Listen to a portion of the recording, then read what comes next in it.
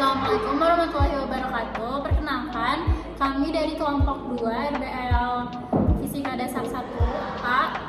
Di sini kami akan mendemonstrasikan dan mempresentasikan tentang mencari pusat massa pada suatu benda. Selamat menyaksikan.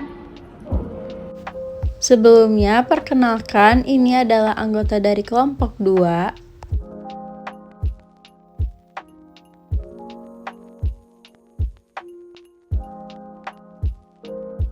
Tujuan dari tugas RBL ini yaitu agar kita bisa menentukan pusat massa benda bentuk tertentu dengan metode statis, kemudian agar kita bisa juga menentukan pusat massa benda bentuk tertentu dengan metode dinamis.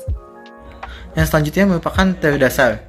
Prinsip pusat massa suatu benda atau sistem adalah titik di mana torsi total yang dihasilkan oleh gaya-gaya gravitasi yang bekerja pada benda tersebut adalah 0 dan menghitung pusat massa dalam koordinat, yaitu XCM sama dengan NY per sigma MI, dan untuk yang YCM sama dengan NX per sigma MI. Nah, lalu koordinat pada massa XCM dan YCM merupakan titik di mana massa sistem tersebut dapat dianggap terkonsentrasi. Alat dan bahan yang kita gunakan yaitu kardus, penggaris, cutter, gunting, obeng, tali, tempat earphone, styrofoam, dan yang terakhir alat tulis. Pertama-tama, siapkan alat dan bahan. Lalu, potong kardus berbentuk huruf T dengan bagian vertikal 25 cm, bagian horizontal 20 cm, dan lebar 5 cm. Lalu, ikat tali yang disertai beban pada obeng yang akan ditancapkan ke styrofoam dan setiap sudut benda T secara bergantian. Setelah itu, beri tanda atau garis pada kardus tersebut agar bisa ditemukan pusat massanya.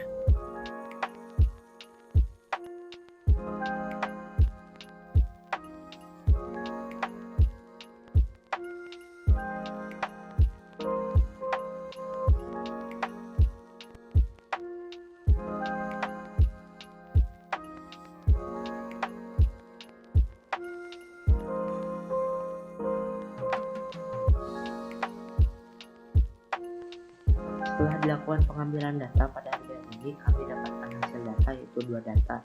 Satu data dengan metode statis dan data satu lagi dengan metode dinamis. Di metode statis, kami membagi benda T tersebut menjadi 2 bagian, di mana kedua bagian tersebut merupakan bentuk persegi panjang yang sama berat dan sama panjang. Setelah itu, kita bisa mengetahui titik pusat massa dari sebuah persegi panjang dengan menarik garis dari ujung persegi panjang tersebut ke ujung yang lainnya secara diagonal. Kita lakukan pada kedua ujung sisi yang berbeda. Kita lakukan hal tersebut pada kedua benda yang telah dibagi tadi. Setelah itu kita bisa dapatkan titik pusat massa pada masing-masing benda persegi panjang tersebut.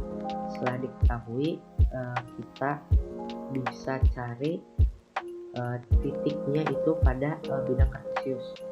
Setelah didapat, kita bisa masukkan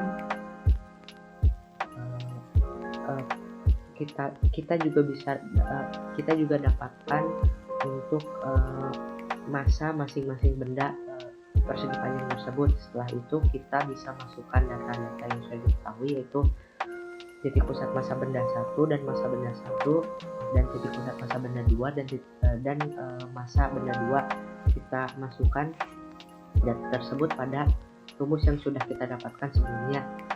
Setelah itu kita bisa dapatkan titik pusat massa benda T tersebut, yaitu dengan X titik pusat massa 10 cm dan Y pusat massa 16,25 cm dari titik pusat massa 0,0 bidang kartesius. Untuk metode dinamis dilakukan dengan cara menggantung benda T agar bisa berayun secara alami dengan gaya beratnya. Kami membolongi titik pada ujung benda T tersebut sebagai titik tumpu benda. Setelah itu, setelah benda dirasa cukup setimbang oleh gaya gaya berat benda tersebut, kami mengikat tali pada titik tumpu dan berat pada tali tersebut agar setimbang juga.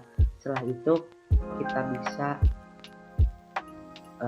menggambar garis pada titik tumpu ke benda tersebut, ke benda T tersebut. Setelah itu kita lakukan pada masing-masing ujung benda T tersebut. Setelah dilakukan beberapa kali, kita bisa mendapatkan hasil untuk titik temu pada tiap-tiap garis untuk tiap-tiap ujung di benda T tersebut. Setelah itu kami hitung pada bidang kartesius, didapat titik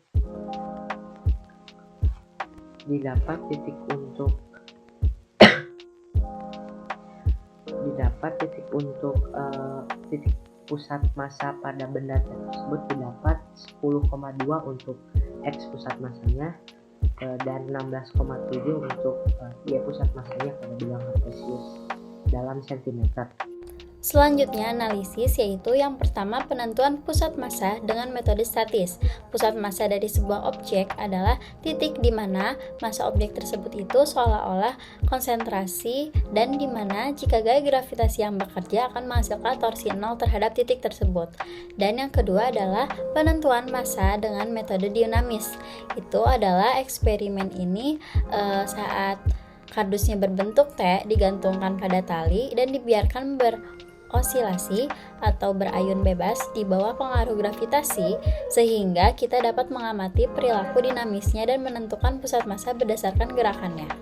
Lalu, pada hasil perhitungan antara mencari pusat massa dengan metode statis dan dinamis, pastinya ada perbedaan yang tidak jauh dari hal ketidaksempurnaan dalam pemotongan kardus. Saat percobaan dinamis, pemberian tanda garis kurang pas karena kardus dan tali mungkin tidak sempurna, dan keterbatasan alat seperti timbangannya yang membuat massa kardusnya tidak sesuai.